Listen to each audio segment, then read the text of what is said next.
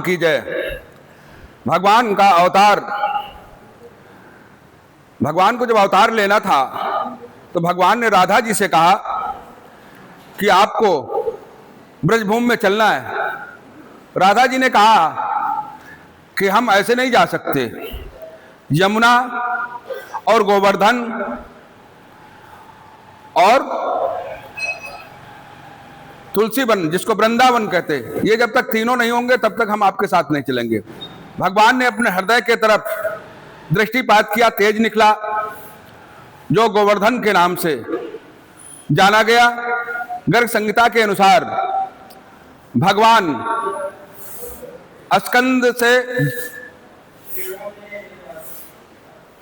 वृंदावन और जानु से यमुना जी का, वाम स्कंद से यमुना जी का प्रादुर्भाव किया। द्रोणाचल सालिम द्वीप के यहां गोवर्धन का जन्म हुआ। काशी निवासी पुलस्त्य ऋषि तीर्थ यात्रा के बहाने पहुंचे। जब तीर्थ यात्रा के बहाने पहुंचे तो द्रोणाचल ने कहा कि गोवर्धन जी प्रणाम करो।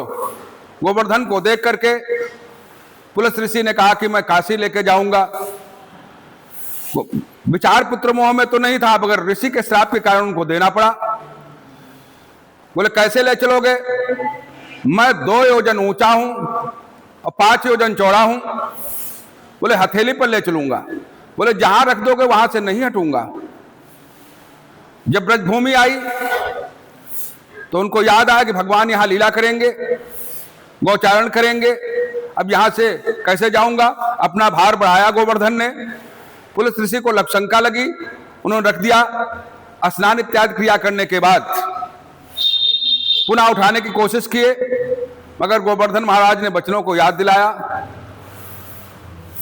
जब बचनों की याद दिलाया तो पुलस्त्य ऋषि को क्रोध आ गया। क्षीणमाणम तिले तिले, तुम तिल तिल क्षीण हो गए, ऐसा उन्होंने श्राप दिया। गोवर्धन की महत्ता स्थापित करने के लिए भगवान ने सब गोपों के साथ विचार विमर्श किया कि इंद्रियाक्ष से अच्छा है गाय हमारी गोवर्धन पर्वत पर चढ़ करके दूध देती, इससे व्यापार सारा खर्चा चलता है, तो क्यों ना इंद्रियाग बंद करा करके गोवर्धन की पूजा की जाए। सबको एकजुट करके गोवर्धन की तलहटी में चले गए। गोवर्धन की पूजा का प्रारंभ हो गया। इंद्र को क्रोध आया, इंद्र को सूचना मिली, उन्होंने बारिश करने के लिए मेघों को भेजा। भगवान ने शेषनाग को आज्ञा दी, सुदर्शन चक्र को आज्ञा दी। शेषनाग कुंडली बनाकर बैठ गए। सुदर्शन चक्र सोखते रहे। जो थोड़ा बचा हुआ जल था उसको अगस्त्य ऋषि पीते गए, क्योंकि अगस्त्य को रामावतार में अगस्त्य ऋषि को कहा था कि तुमको जब द्वापर युग में मैं अवतार लूंगा तब तुम पानी की तृप्ति करूंगा, जल की तृप्ति करूंगा। तो अगस्त्य ऋषि उस कारण से जल पी रहे थे। 7 दिनों तक बराबर बाएं हाथ की छोटी अंगुली के नाखून पर नख पे लियो गिरवर धार गोवर्धन पर्वत को उठाए रहे। ब्रह्मा जी ने इंद्र को डांटा, जिनको तुम बालक समझ रहे हो ये नारायण हैं, शरण में जाओ। इंद्र शरण में आए, माफी मांगे और ऐरावत ने अभिषेक किया, कामधेनु ने अभिषेक किया। गोवर्धन को उठाने के कारण गोवर्धन धारी गिरधारी कहलाए। कामधेनु ने अभिषेक किया, गौओं का संरक्षण किया, गोविंद नाम कहलाया गया।